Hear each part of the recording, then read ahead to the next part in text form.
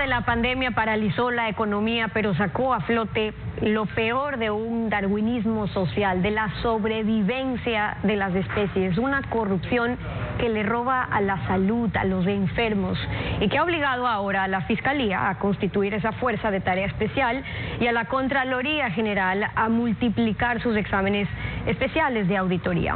Pablo Celi, Contralor General del Estado, bienvenido a Contacto Directo.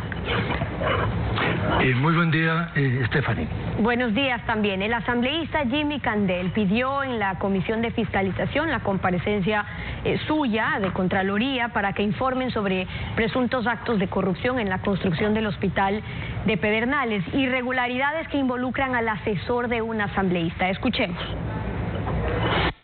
He propuesto yo que se constituya en la comisión el llamado al Contralor General de la Nación, al director del CERCOP, al director y presidente del Consejo de Participación Ciudadana, a los cuales conozco, se les presentaron denuncias sobre este proceso que estaba un poco viciado de una serie de fallas, de tal forma que ellos tienen que ir a declarar a la Comisión de Fiscalización para que la comisión tome las acciones correspondientes.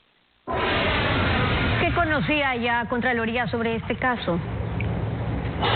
En primer lugar, quisiera mencionar en relación a las declaraciones del asambleísta que estoy absolutamente dispuesto a informar a la Asamblea Nacional sobre las acciones de Contraloría. El término declarar no cabe en la expresión del asambleísta. Por otro lado, lo que yo pueda informar a la Asamblea Nacional es exactamente lo mismo que le voy a informar a usted y a través suyo a la ciudadanía. La Contraloría viene llevando adelante un plan sistemático de intervención con 185 acciones en el sector de salud. Entre estas acciones están las intervenciones en el hospital de Pedernales.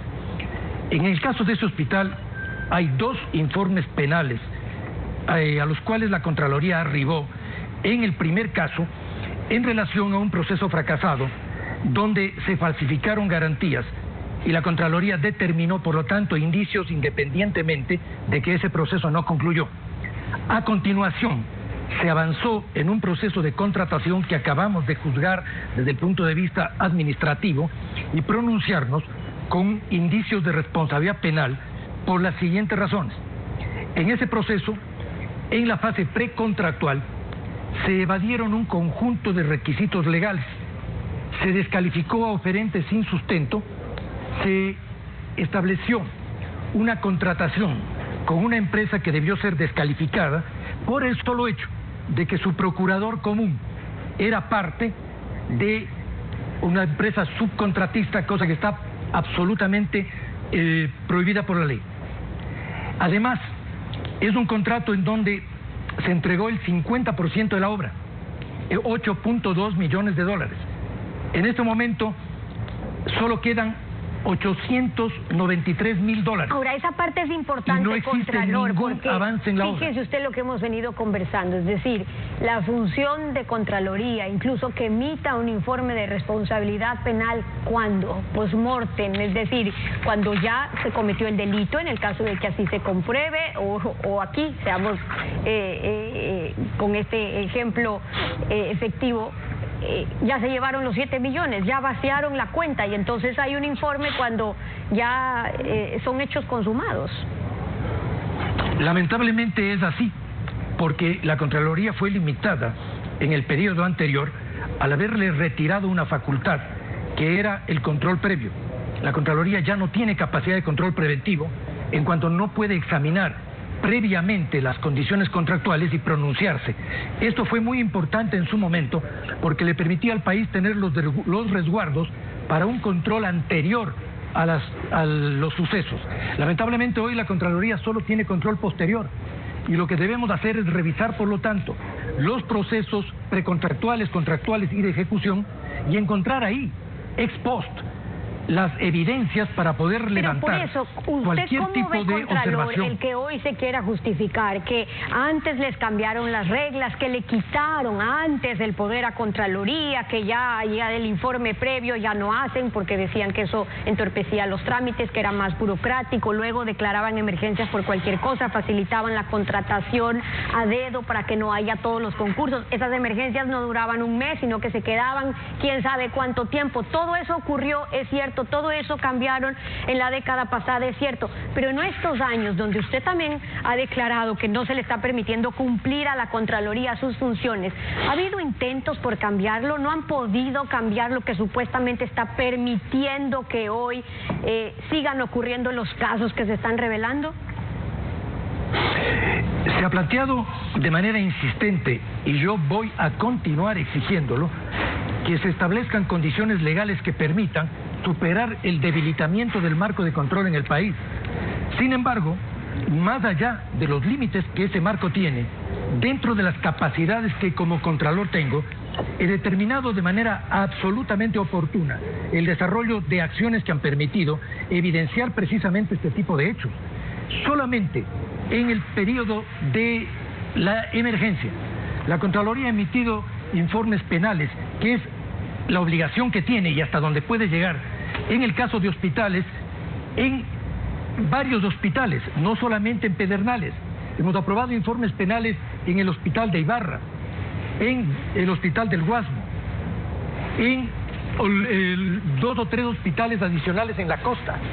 Todo esto está enviado y obviamente lo hacemos también en una coordinación interinstitucional que llevamos con la Fiscalía, porque buscamos precisamente superar, remontar los límites que en este momento tiene el marco legal a través de una fuerte cooperación institucional que permita que cada una de las instituciones sume sus capacidades para lograr una acción integral. Esa ha sido la respuesta que nosotros tenemos. ¿Eso qué significa? Porque ustedes emiten un informe con indicios de responsabilidad penal. ¿Eso qué significa? Que ya se hizo la auditoría, se investigó, etcétera. Pero pasa a Fiscalía y empieza en kilómetro cero. Otra vez van a investigar, otra vez el tiempo que eso pueda tomar.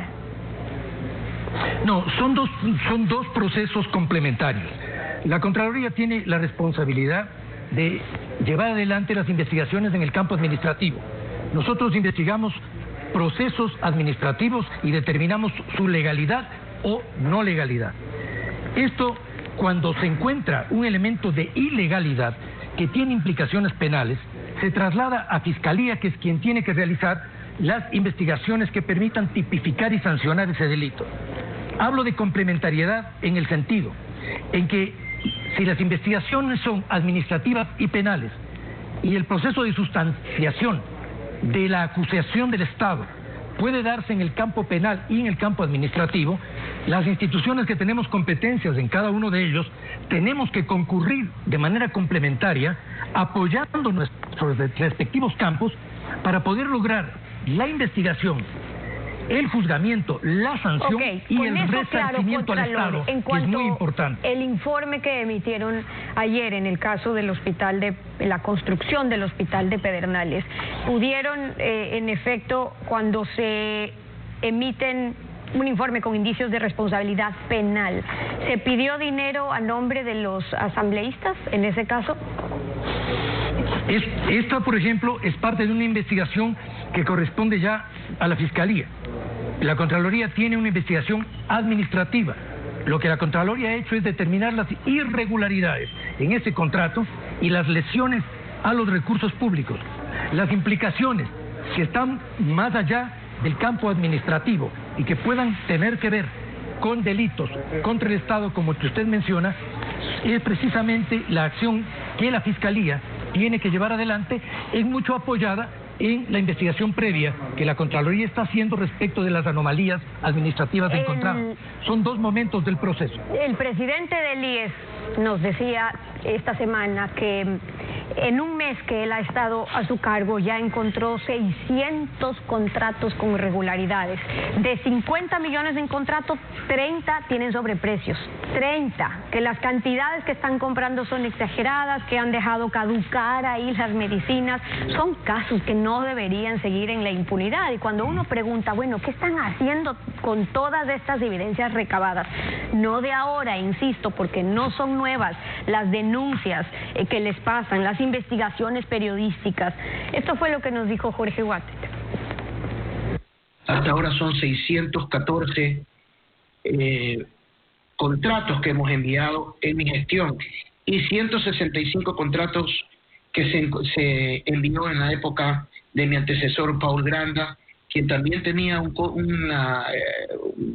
comité de ética en los cuales venía trabajando también con el Comité Anticorrupción. Y nosotros lo que hemos seguido haciendo es levantar toda esta problemática. Todos los días encontramos algo nuevo y todos los días lo enviamos a la Contraloría y a la Fiscalía. Entonces, Contralor, que todos los días le envían y de ahí... A ver, vamos a precisar algunas cosas. La Contraloría no improvisa. La Contraloría es un organismo técnico que tiene que sustentar de manera documentada evidencia. Por lo tanto, hay que distinguir lo que pueda constituir una denuncia que dé inicio a un proceso, de lo que es un proceso de investigación técnica y profesionalmente establecido para poder sustentar pruebas en el campo legal. Son dos momentos diferentes. En relación a la declaración del director, del representante del presidente en el IE, él ha enviado a la Contraloría una información en relación a alrededor de 600 contratos que deberán ser analizados por la Contraloría. Hay una distancia enorme en señalar que se han enviado 600 contratos analizados. Eso le corresponde a la Contraloría y nos pronunciaremos al respecto. También una precisión en la cifra. De los 600 contratos que se nos ha enviado para analizar, el valor es de $18 millones y corresponde a contratos que se habrían realizado en el periodo de emergencias. Esto obliga, como usted entenderá, a que la Contraloría valide esa cifra y a que la Contraloría pueda presentarle al país y a la justicia de manera sustentada y probatoria aquellos casos en donde se evidencien lesiones al interés público y actos delictivos contra recursos del Estado. Lo demás es información que la Contraloría recibe y está obligada a validar y probar.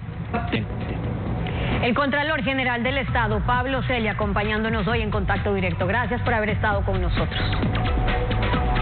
Muchas gracias, Esther. Una pausa y ya volvemos.